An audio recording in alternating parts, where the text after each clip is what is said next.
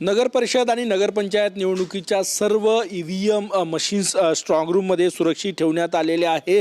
प्रत्येक नगरपालिका नगर परिषद क्षेत्रामध्ये त्या प्रकारच्या स्ट्रॉंग रूम ज्या आहेत त्या उभारण्यात आलेल्या आहे। मी सध्या आहे बेसा नगरपंचायत परिसरामध्ये आणि बेसा नगरपंचायत निवडणुकीचं जे काल मतदान झालं त्याच्या सर्व EVM मशीन्स जे आहेत त्या या ठिकाणी स्ट्रॉंग रूममध्ये ठेवण्यात आलेल्या आहे। आपण हे दृश्य या ठिकाणी बघू शकतो।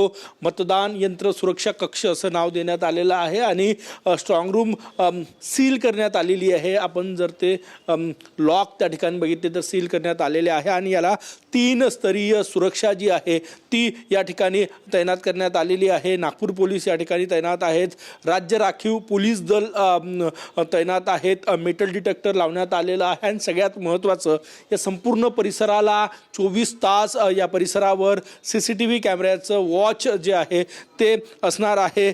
21 तारखेला मतमोजणी आहे आणि तोपर्यंत सर्व EVM सुरक्षित ठेवणे सगळ्यात मोठं आव्हान आहे आणि त्यामुळेच ही अशा प्रकारची सुसज्ज आणि सुरक्षित स्ट्रॉंग रूम या ठिकाणी सज्ज करण्यात आलेली आहे। आपल्यासोबत शंकर जाधव सर आहेत, पोलीस उपनिरीक्षक सर, काय सांगणार, कशी सुरक्षा आहे? कडेकोट व्यवस्था आहे, बंदोबस्त वगैरे बिलकुल पूर्ण स्ट्रॉंग रूमला उतारून लागलेला आहे। पेट्रोलिंग सतत सुरू आहे आणि इतर लोकांना बिना परवानगीशिवाय इकडे परिसरात जवळपास आतमध्ये येण्याची परवानगी नाही।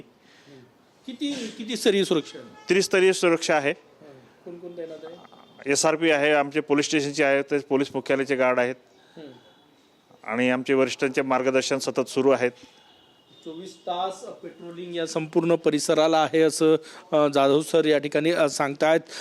या स्ट्रॉंग रूमच्या चारही बाजूनं पेट्रोलिंग होत असते आणि 3 स्तरीय सुरक्षेमध्ये स्ट्रॉंग रूममध्ये या EVM ज्या आहेत त्या सुरक्षित ठेवण्यात आलेल्या आहे। कॅमेरामॅन सचिन सयामसह गजानन उमाटे, TV9 मराठी, नागपूर।